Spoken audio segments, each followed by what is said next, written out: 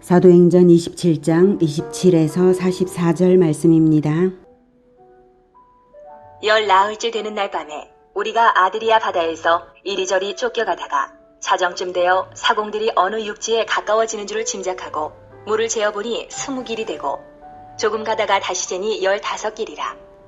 암초에 걸릴까 하여 고물로 단 넷을 내리고 날이 새기를 고대하니라. 사공들이 도망하고자 하여 이 물에서 닻을 내리는 채하고 거룻배를 바다에 내려놓거늘 바울이 백부장과 군인들에게 이르되 이 사람들이 배에 있지 아니하면 너희가 구원을 얻지 못하리라 하니 이에 군인들이 거룻줄을 끊어 떼어버리니라.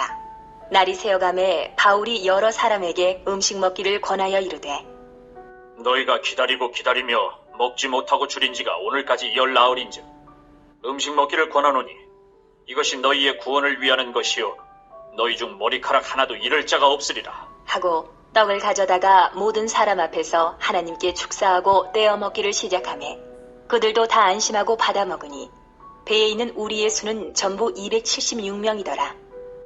배부르게 먹고 밀을 바다에 버려 배를 가볍게 하였더니 날이 새매 어느 땅인지 알지 못하나 경사진 해안으로 된 항만이 눈에 띄거늘 배를 거기에 들여다 댈 수 있는가 의논한 후 닻을 끊어 바다에 버리는 동시에 키를 풀어 늦추고 돛을 달고 바람에 맞추어 해안을 향하여 들어가다가 두 물이 합하여 흐르는 곳을 만나 배를 걸매 이 물은 부딪혀 움직일 수 없이 붓고 고물은 큰 물결에 깨어져 가니 군인들은 죄수가 헤엄쳐서 도망할까 하여 그들을 죽이는 것이 좋다 하였으나 백부장이 바울을 구원하려 하여 그들의 뜻을 막고 헤엄칠 줄 아는 사람들을 명하여 물에 뛰어내려 먼저 육지에 나가게 하고 그 남은 사람들은 널 조각 혹은 배물건에 의지하여 나가게 하니 마침내 사람들이 다 상륙하여 구조되니라.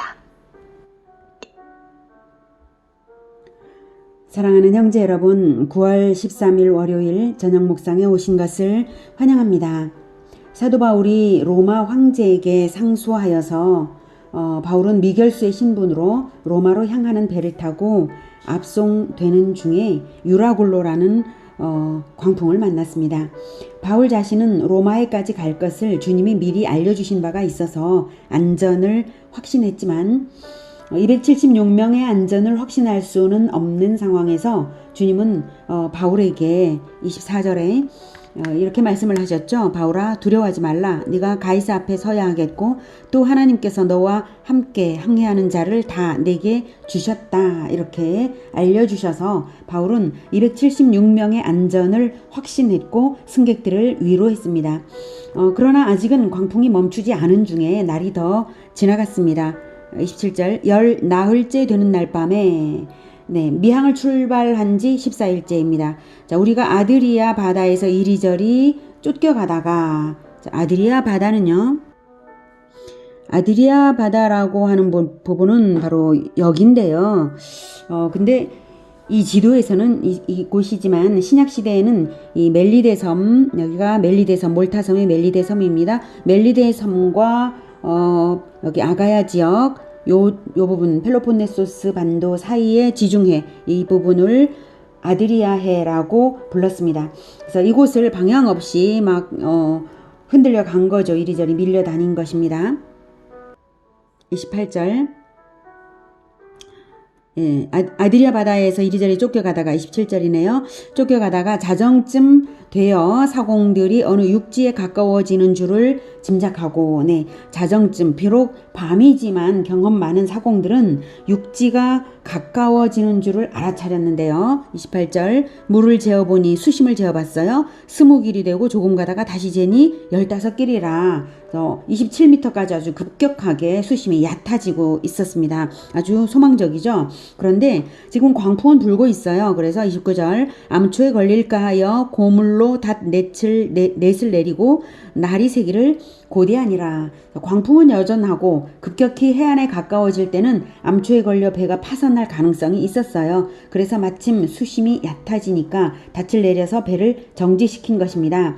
이 상황에서 밤을 새고 아침이 되면 주변을 살펴서 육지로 이동하는 것이 상책이었어요. 그런데 30절 사공들이 도망하고자 하여 이물에서 닻을 내리는 채 하고 거룻배를 바다에 내려놓거늘 고물에 닻을 내렸으니까 된 것인데 다시 이물에서 닻을 내리는 채 하면서 거룻배, 작은 보트죠. 거룻배는 보트를 이제 내린 거예요. 바다에서 내린 것은 사공들이 자기들만 살아나려고 하는 것이죠.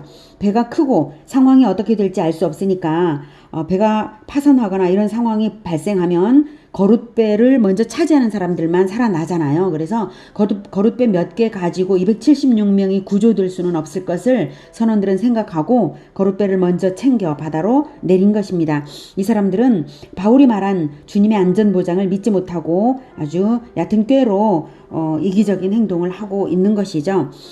바울이 22절에서 26절에 뭐라고 말했습니까? 다시 한번 확인해 볼게요. 22절에 내가 너희를 권하노니 이제는 안심하라. 너희 중 아무도 생명에는 아무런 손상이 없겠고 오직 배뿐이리라. 내가 속한 바 곧 내가 섬기는 하나님의 사자가 어젯밤에 내 곁에 서서 말하되 바울아 두려워하지 말라. 네가 가이사 앞에 서야 하겠고 또 하나님께서 너와 함께 항해하는 자를 다 내게 주셨다 하였으니 그러므로 여러분이여 안심하라. 나는 내게 말씀하신 그대로 되리라고 하나님을 믿노라. 그런즉 우리가 반드시 한 섬에 걸리리라. 이렇게 한 섬에 걸리리라. 이렇게까지 말을 했거든요. 근데 그것을 믿지 못한 것입니다. 다시 31절. 그래서 선원들이 도망치려는 것을 재빨리 알아차리고 31절 바울이 백부장과 군인들에게 이르되 이 사람들이 배에 있지 아니하면 너희가 구원을 얻지 못하리라 하니 네. 백부장과 군인들에게 이렇게 말을 했습니다. 다음 날에 선원들이 섬까지 배를 몰아서 육지에 무사히 닿게 하려면 반드시 선원들이 배에 있어야 합니다. 또한 선원들만 먼저 도망친 것을 사람들이 알면 사람들이 얼마나 큰 혼란에 빠지겠습니까? 그래서 절대로 안 되는 것이죠. 그래서 32절 이에 군인들이 거룻줄을 끊어 떼어버리니라. 바울의 말을 들은 군인들은 신속하게 거룻줄을 끊어서 선원들의 탈출 수단을 제거해버렸습니다.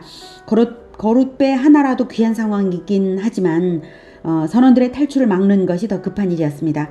이 행동은 이제 바울의 명령에 순종하는 군인들의 모습을 보여주는 것이죠.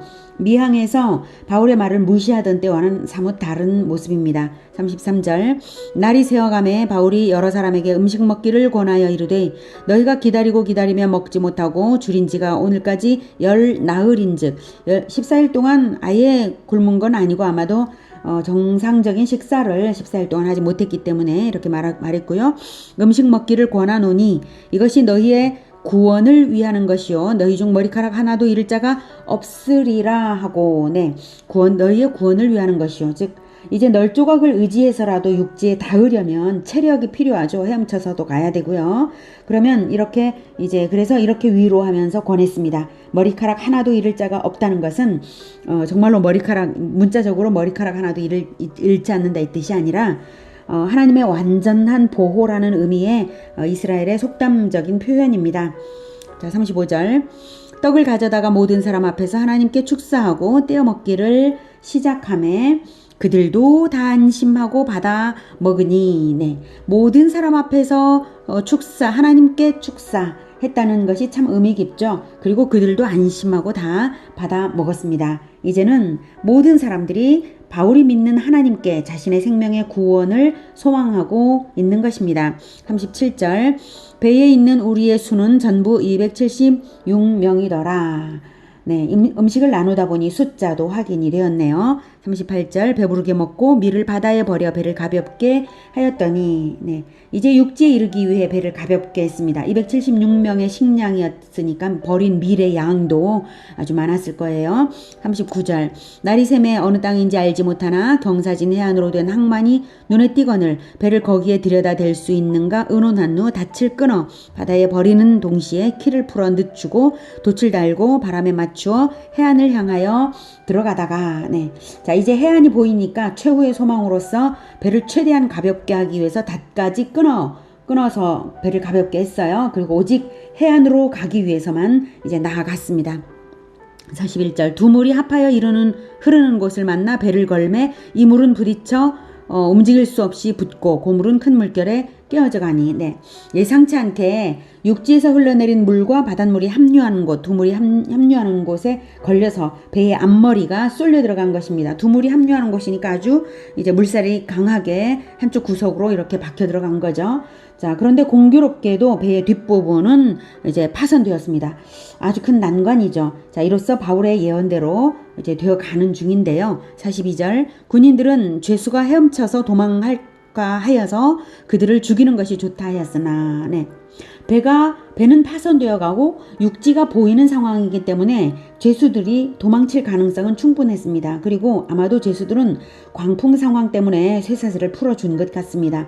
만약 죄수들이 도망치면 로마법에 따르면 그 죄수를 지킬 의무가 있는 군사들이 대신 처벌을 받기 때문에 군인들은 죄수들을 죽이고자 한 것이죠. 그러면 바울도 죽일 것입니다. 하지만 43절 백부장이 바울을 구원하려 하여 백부장은 이제 바울을 아주 특별하게 보고 있는 것입니다. 하나님의 종이다 하는 것을 확신했기 때문에 바울을 구원하려 오직 바울을 위해서 이런 행동을 했는데요. 아주 놀라운 행동을 했습니다. 그들의 뜻을 막고 헤엄칠 줄 아는 사람들을 명하여 죄수를 포함해서 헤엄칠 줄 아는 사람들을 명하여 물에 뛰어내려 먼저 육지에 나가게 하고 그러니까 죄수들일지라도 헤엄칠 줄 알면 먼저 뛰어내려 가라 라고 하고요. 그 남은 사람들은 널조각 혹은 배물건에 의지하여 나가게 하니 마침내 사람들이 다 상륙하여 구조되니라. 지혜로운 백부장이죠. 바울을 위하는 마음에 아주 큰 호의를 전체 죄수에게 베풀었습니다. 대단한 용기가 아닐 수 없습니다. 죄수들은 바울 한 사람 때문에 전체가 생명을 얻게 된 것입니다. 위기 상황에서 널조각 하나도 귀할 텐데 헤엄칠 줄 아는 자들 먼저 육지에 나가도록 허락함으로써 먼저 나가면 이제 헤엄칠 줄 모르는 사람들은 남은 널조각으로 의지해서 나가게 된 것입니다. 질서 있게요.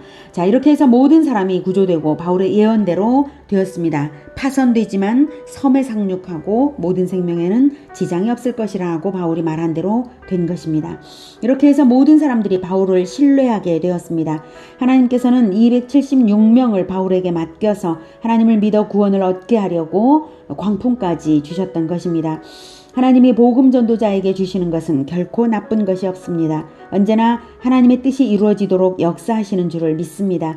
우리의 인생에서도 언제나 하나님의 인도하심으로 형통함과 구원과 평안 가운데 하나님 나라의 확장이 이루어지기를 축복합니다. 기도하겠습니다.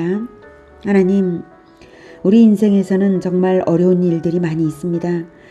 때로는 정말 광풍처럼 느껴지는 일들도 있습니다. 하나님, 그러나 하나님께서 주시는 것은 결코 나쁜 것이 없는 줄을 믿습니다.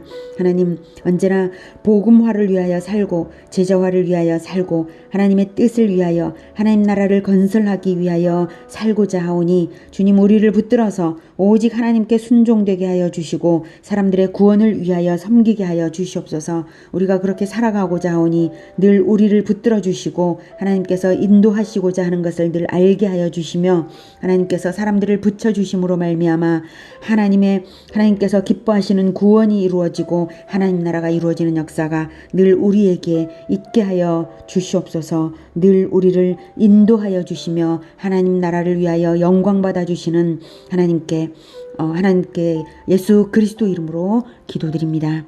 아멘. 이어지는 시간은 개인 기도 시간입니다.